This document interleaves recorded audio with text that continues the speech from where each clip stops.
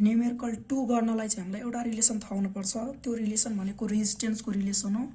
अब रेजिस्टेन्सलाई हामी generally are ले रिप्रेजेन्ट गर्ने हो। क्यापिटल आर स्मल आर फरक पर्दैन, आर ले रिप्रेजेन्ट गर्ने। र अब हामीलाई रेजिस्टेन्स भनेको के त? रेजिस्टेन्सले चाहिँ रेजिस्टेन्सको काम भनेको सिम्पली इलेक्ट्रिक करेन्टलाई चाहिँ फ्लो हुनबाट अपोज गर्छ यसले। र यसको सर्किट डायग्राममा नोटेसन कस्तो हुन्छ? यस्तो खाले हुन्छ है। अब रेजिस्टेन्स आर चाहिँ केमा डिपेन्ड हुन्छ त? रेजिस्टेन्स केमा डिपेन्ड हुन्छ? कुनै एउटा कन्डक्टर छ अथवा कुनै एउटा लोड भनौँ, कन्डक्टर भनौँ, जे हुँदा पनि केमा डिपेन्ड हुन्छ त भन्दाखेरि आर चाहिँ directly proportional to the length हुने रहेछ। कुनै एउटा कन्डक्टर छ भने उसको लेन्थमा चाहिँ डाइरेक्टली त्यसको लेन्थसँग चाहिँ डाइरेक्टली प्रोपोर्सनल हुने रहेछ। त्यसैगरी त्यसको क्रस सेक्सनल एरिया, जस्तो अब एउटा राउन्ड कन्डक्टर भनौँ न, एउटा राउन्ड कन्डक्टर छ हामीसँग यस्तो खाले छ भने यसको लेन्थ एल छ र क्रस सेक्सनल एरिया ए छ भने आर चाहिँ के हुन्छ त?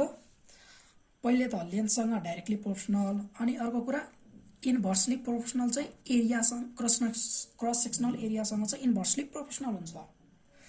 सो अब यो दुईटालाई कम्बाइन गर्ने हो भने R is directly proportional to L by A लेख्न सकिन्छ, मजाले सकिन्छ। अब यो प्रोपोर्सनालिटी साइन हटाउन चाहिँ हामीले एउटा कन्स्ट्यान्ट इन्ट्रोड्युस गर्नुपर्ने हुन्छ, द्याट इज रो भनिन्छ त्यसलाई। अब यसलाई चाहिँ के भन्छ त? रेजिस्टिभिटी भन्छ। र यो चाहिँ केमा डिपेन्ड हुन्छ त? Depends upon material of the conductor है। अनि अब यसलाई इन्ट्रोड्युस गर्दाखेरि R is equals to rho L by A आउने रहेछ। भनेपछि यो रेजिस्टेन्स, कुनै एउटा कन्डक्टरको रेजिस्टेन्स निकाल्नु पर्यो भने R is equals to rho L by A लेख्न सकिन्छ। रो भनेको रेजिस्टिभिटी भयो। डिफ्रेन्ट मेटेरियल छ भने, मानौँ यो म्याग्निन छ है, यो म्याग्निन छ, अर्को मेटेरियल हामीसँग टङ्स्टेनको छ भने दुवैको यो रेजिस्टिभिटी रो चाहिँ के हुन्छ? दुवैको चेन्ज हुन्छ, फरक हुन्छ।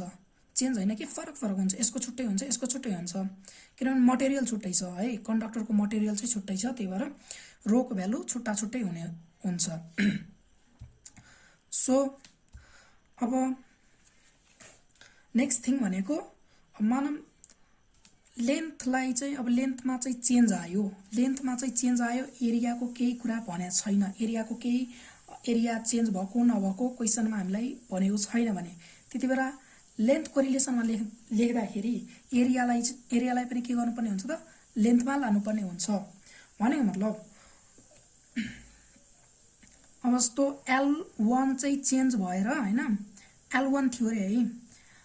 अब सेकेन्ड कन्डिसनमा चाहिँ यो L2 भनेको चाहिँ, मानौँ L1 भनेको चाहिँ L छ, L2 भनेको चाहिँ 3 टाइम्स अफ L भयो। लेन्थ चाहिँ के भयो त? तन्केर 3 टाइम्स, इनिसियल भन्दा 3 टाइम्स भयो। र एरियाको केही कुरा गरेको छैन, एरिया कस्तो घट्यो बढ्यो भने केही भनेको छैन हैन। अब जस्तो क्रस तन्किँदाखेरि के हुन्छ? अभियसली क्रस सेक्सनल एरिया घट्छ हैन, तर कतिले घट्छ भन्ने कुरा हामीलाई थाहा छैन। त्यसको लागि हामी के गर्न सक्छौँ त भन्दाखेरि, अब यस्तो केसमा अब फर्स्ट कन्डिसनमा R1 भनेको चाहिँ R छ रे मानौँ हैन। अब R2 कति त? R2 भनेर निकाल्नु छ भने यति बेला के गर्ने त? हामीले भोल्युमको रिलेसन लगाउने।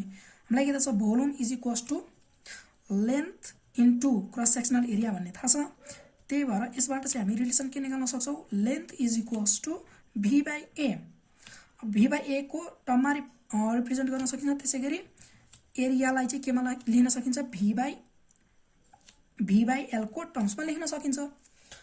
अब हामीले के युज गर्ने हो? एरियाको हामीलाई एरिया दिएको छैन, एरिया केही भनेको छैन, लेन्थ मात्र भनेको छ। लेन्थ इन्क्रिज भएर 3 टाइम्स पुगेको छ भनेपछि अब त्यही कन्डिसनमा अब यसमै लगाउँदाखेरि मानौँ फर्स्ट कन्डिसनमा R1 is equals to rho times of L1 times of A1 छ रे है। रो times of L1 by A1 को ठाउँमा चाहिँ A1 को ठाउँमा चाहिँ V1/L1 यो लेख्दाखेरि रो टाइम्स अफ L1 को स्क्वायर बाइ V1 आउने रहेछ। द्याट मिन्स के देखियो त यहाँबाट के देखिन्छ त R1 भनेको केसँग प्रोपोर्सनल रहेछ त is direct proportional to L1 को स्क्वायर अथवा R direct proportional to L को स्क्वायरसँग प्रोपोर्सनल रहेछ। किन त भन्दाखेरि यो रो भने यो त पर्सनालिटी कन्स्ट्यान्ट हो है र यो जुन V1 छ नि volume V1 is equals to V2 नै हुन्छ। किन कुनै पनि मेटेरियलको भोल्युम कुनै एउटा अब्जेक्ट छ भने त्यसको भोल्युम के हुन्छ त तन्काए पनि अथवा कम्प्रेस गर्दा पनि त्यसको भोल्युम चाहिँ के हुन्छ त सेम नै हुन्छ। त्यही भएर यो कन्स्ट्यान्ट भयो केसँग के मात्र भेरिएबल छ लेन्थ मात्र भेरिएबल छ त्यही भएर R direct proportional to L square. त्यसै गरी अब एउटा सेकेन्ड क्राइटेरिया के छ त भन्दाखेरि अब मानौँ L चाहिँ के छ L हाम्रो केही भनेको छैन एरिया मात्र अब चेन्ज भएको छ भने त्यति बेला चाहिँ हामीलाई थाहा छ R is equals to rho L/A। अब A लाई चाहिँ भोल्युमको टर्म्समा लेख्न सकिन्छ लेन्थलाई चाहिँ अब भोल्युमको टर्ममा लाने रो L भनेको के हो त L भनेको चाहिँ V/A हो A छँदैछ L लाई चाहिँ हामीले V/A ले रिप्लेस गर्यौं। यसमा रो टाइम्स अफ V/A स्क्वायर गर्न सकिन्छ। रो पनि कन्स्ट्यान्ट भोल्युम पनि कन्स्ट्यान्ट भनेपछि केले डिफर हुने रहेछ एरियाले। So that R is inversely proportional to square of area यो रिलेसन हुने रहेछ। अब एरिया छ भने अब कुनै क्वेसनमा हैन डायमिटर दिएको हुन सक्छ त्यसलाई चाहिँ हामीले रेडियसको टर्ममा लान सकिन्छ र एरिया भनेको यदि सर्कुलर कन्डक्टर हो भने एरिया भनेको चाहिँ पाई R स्क्वायर हुन्छ सर्कुलर कन्डक्टर हो भने। र यदि रेक्टेंगुलर कन्डक्टर हो भने चाहिँ के हुन्छ L इन्टु B हुन्छ area is equals to L into B हुन्छ। स्क्वायर कन्डक्टर छ भने L स्क्वायर हुन्छ है area is equals to. So resistance यसरी चाहिँ यो दुईटा कुरामा R directly proportional to L square हुने रहेछ र R inversely proportional to square of area हुने रहेछ। यति कुरा थाहा पाउनु पर्यो।